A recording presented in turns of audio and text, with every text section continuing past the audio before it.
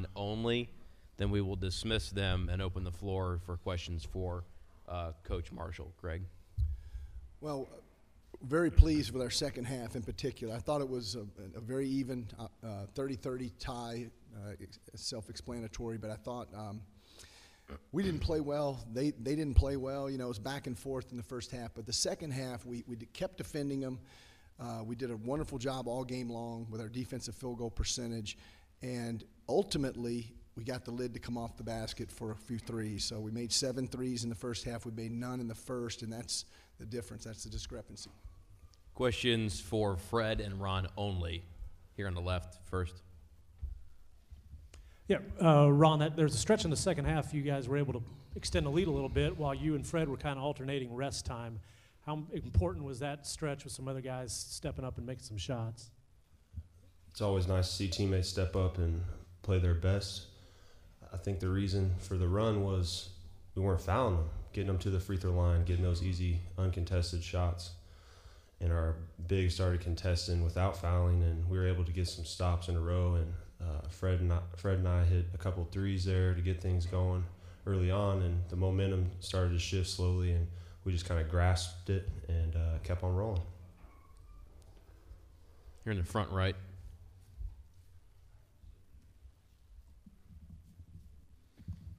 Austin Ward, ESPN. Fred, it was hard to tell what happened on that play early that cut your eye, and then when you went to the bench, I don't know, were you more in pain or just annoyed that you had to sit out there? Yeah, definitely. Just frustrated. Wanted to be out there. It didn't hurt at all. I didn't even know it was bleeding until Anton told me, so I tried to shut him up so the ref didn't see it. The ref ended up seeing it, and yeah, well, I couldn't feel it, so I was just trying to take the ball out so I get another play in.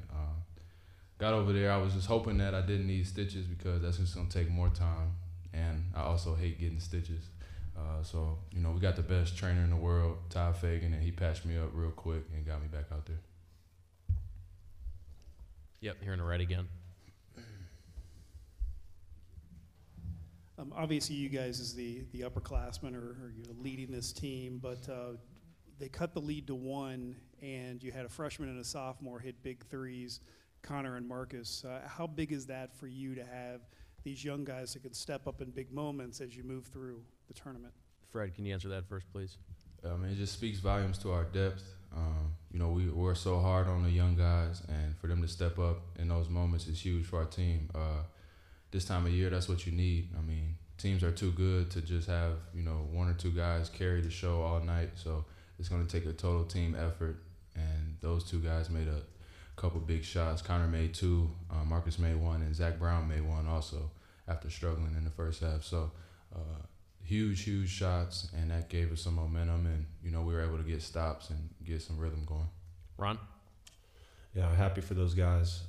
They put a lot of time into their craft, and they were able to knock down some shots, and Fred did a good job creating for his teammates like he always does. And ultimately, we want to feed off those shots that went in tonight and continue to shoot the ball a little bit better. We've been struggling as of late, and I think it's a good confidence builder to move on to this next game. Here on the left. Fred, you got some three-pointers to go down early in the half. How much did that just energy, relief, just really help this team? Yeah, it's funny how that works. I was telling the guys at halftime, all it takes is 1, and it's contagious. So, I ended up being the guy that hit the first one, I believe, and then Ron hit 1, and we were able to get it going. And it's a double-edged sword where it gets other guys going and it loosens the defense up and spaces them out a little bit more too, just by nature. So able to get a couple of shots to go down. You're going to have to make some threes, obviously, to win these ball games, and we were able to do that. Here on the left, follow-up. Hey, Ron, Rono Nerger gave you a real lift off the bench. Tell us about his performance tonight. Ronald's been putting a lot of work in practice. He's been giving us good minutes, good practice minutes. We really like his aggressiveness at the rim. He does a good job at rim protecting, and he had some really big plays at the rim tonight, especially when their point guard drove in there late, and he just straight up and down made a good contest on the ball, and those are the plays our 5-men are starting to have to make. As long as we can keep their players off the foul line early on in games, I think we have a pretty good chance in our half-court defense. Got time for 2 more questions. Right here. Fred, Connor's been struggling a little bit with confidence this season. Had a bad stretch in the second half. Came back in, made a very important shot, made another one. Just talk about his contribution. That's big time. I mean, that's what we expect Connor to do, is make shots. And I think expectations were crazy on him early. He's been able to fight through that, and I'm as hard on him as anybody. But it's out of love, and I just want him to be the best that he can be. So we keep instilling confidence in him. I think he has it. You know, it's just about finding spots. And sometimes, you know, you got to be a little bit lucky too. And he was able to get a nice couple rainbow threes in that really, you know, stretched the game open. So got to give him a ton of credit, you know, for being pretty mentally tough through there, through a tough stretch when he got scored on a couple times, and he was able to bounce back and forget about it, knock down some crucial threes. More questions? Got time for one more last one here, Laurel.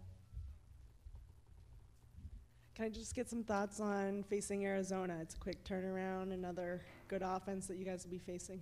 Fred, then Ron. Tough team.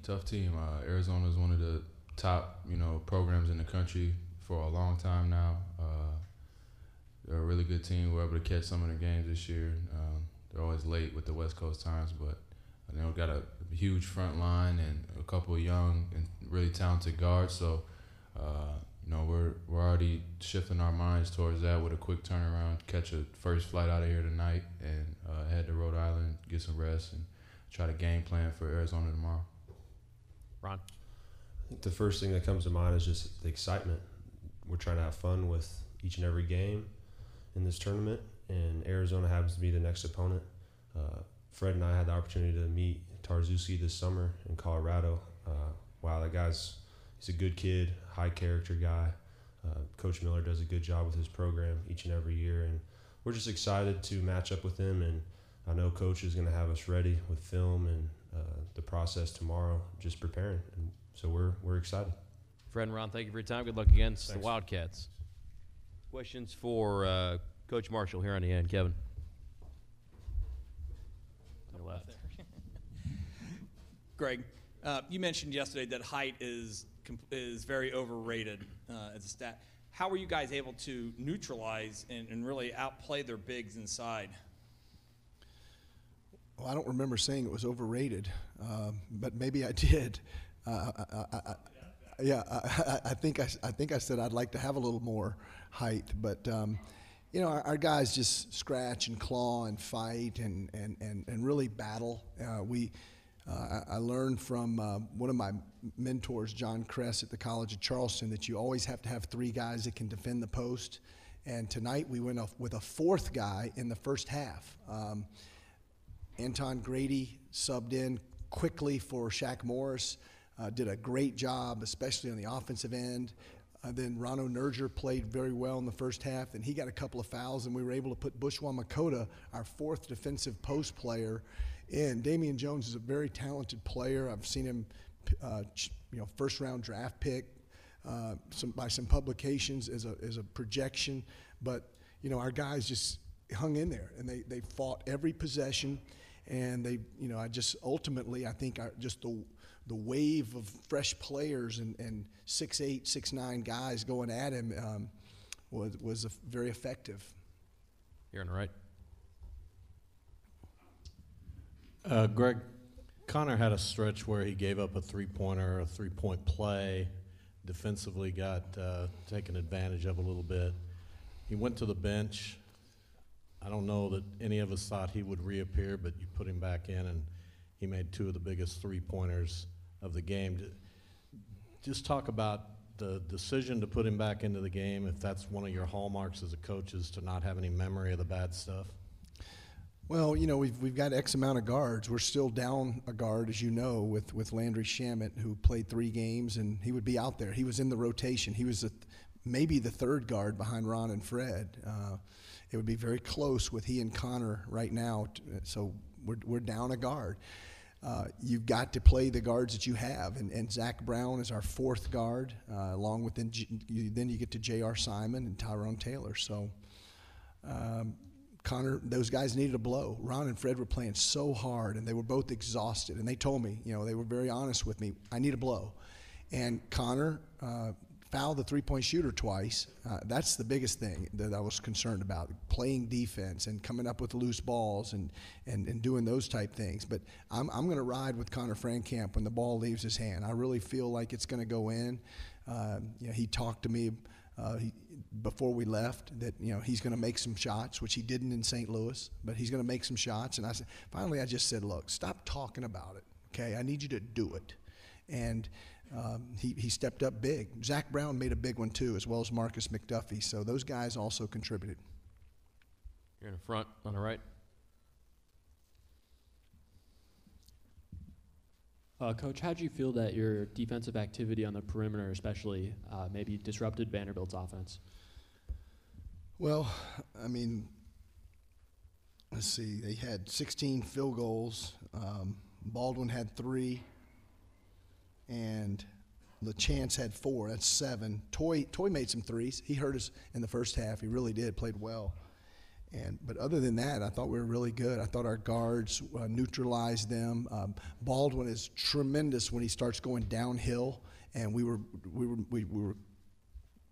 very diligent in not fouling him. Sometimes he gets in there and he just puts up a circus shot because he's looking for contact. So I thought we did a good job of not fouling him. One time Fred stripped him. Another time a couple of our bigs altered his shot without fouling. So that was good. But he's a very talented player. And then Fisher Davis, did not make any threes. So that was a real concern that we had because he's like Connor Frankamp at 6'5". When the ball comes out of his hand, it looks really good. So we were trying to stand on his toes and did a good job of that. Time for one more question. Last one here on the left. Start making some threes early in the first half. How much of a relief was that just from giving them kind of an energy boost at that point? Well, I think the game was very identical to the first half, but like as I've said in my opening statement, but the difference is you make 7 threes. We made none in the first half. We make 7 in the second half. We win by 20.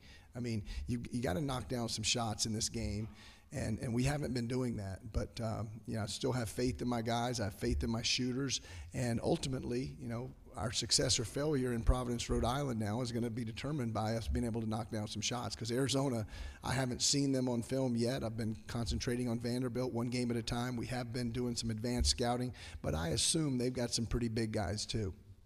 Greg, thanks for your time. Thanks. Good luck against Arizona.